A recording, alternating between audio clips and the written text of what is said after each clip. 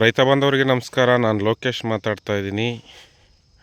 Onion seeds farmer, ಈರುಳ್ಳಿ ಬೀಜೋತ್ಪಾದಕರು, ಹೊಸದುರ್ಗ ತಾಲೂಕು, ಚಿತ್ರದುರ್ಗ ಜಿಲ್ಲೆ, ಹೊಸಕುಂದೂರು.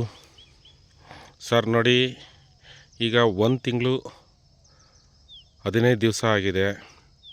ಈಗ ಗೆಡ್ಡೆನ ನಾಟಿ ಮಾಡಿ ಒಂದು ಸತಿ ಕಳೆನಾಶಕ ಮಾತ್ರ ಸ್ಪ್ರೇ ಕೊಟ್ಟಿದ್ದೀನಿ. ಅದಾದಮೇಲೆ ಬೇರೆ ಯಾವುದೇ ಔಷಧಿಗಳನ್ನು ಸಹ ಸ್ಪ್ರೇ ಕೊಟ್ಟಿಲ್ಲ. ತುಂಬ ಚೆನ್ನಾಗೇ ಬಂದಿದೆ. ಪೂರ ಎಲ್ಲ ಒಂದು 4 ಅಡಿ 5 ಅಡಿ ಸಾಲು ಅಂತರವಾಗಿ ಬೇಸಾಯ ಮಾಡಿಸಿದ್ದೀನಿ. ಅದರಲ್ಲಿ 7 ಸಾಲು ಬರೋ ಥರ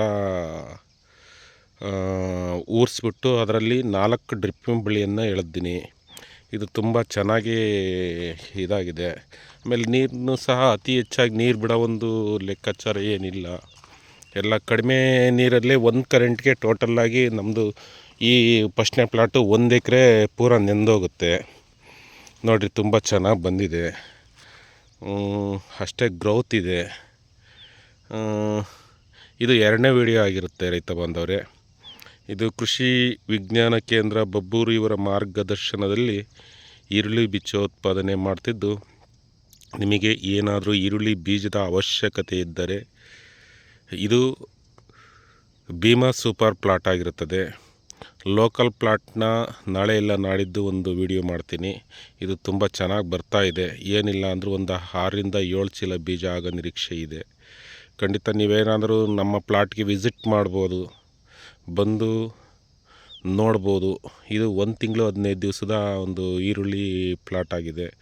ಸ್ವಲ್ಪ ತಲೆ ಉರಿದಿದೆ. ಅದೇ ಈರುಳ್ಳಿ ಎಲ್ಲಿ ಕಳೆನಾಶಕ ಸ್ಪ್ರೇ ಮಾಡಿದ್ನಲ್ಲ, ಹಂಗಾಗಿ ಒಂದು ಸ್ವಲ್ಪ ತಲೆ ಉರಿದಿದೆ. ಏನು ತೊಂದರೆ ಇಲ್ಲ. ಈಗ ಒಂದು ಯಾವ್ದಾರ ವಿಜ್ಞಾನಿಗಳ ಮಾರ್ಗದರ್ಶನದಲ್ಲಿ ಯಾವುದಾದ್ರೂ ಒಂದು ಸ್ಪ್ರೇ ಕೊಡು ಅಂತ ಸ್ಪ್ರೇ ಕೊಟ್ಟರೆ ಸರಿ ಹೋಗುತ್ತೆ ಅಂದ್ಕೊಂಡಿದ್ದೀನಿ. ಅದು ತೊಗೊಳಕ್ಕಂತೂ ತುಂಬ ಚೆನ್ನಾಗಿದೆ ರೈತ ಬಾಂಧವರೇ. ನಮ್ಮ ಯೂಟ್ಯೂಬ್ ಚಾನಲ್ನ ನೀವು ಸಬ್ಸ್ಕ್ರೈಬ್ ಮಾಡಿ, ಶೇರ್ ಮಾಡಿ, ಬೇರೆ ರೈತರಿಗೂ ಸಹ ನಿಮ್ಮ ಈ ಒಂದು ಉಪಯೋಗ ತಿಳಿಲಿ.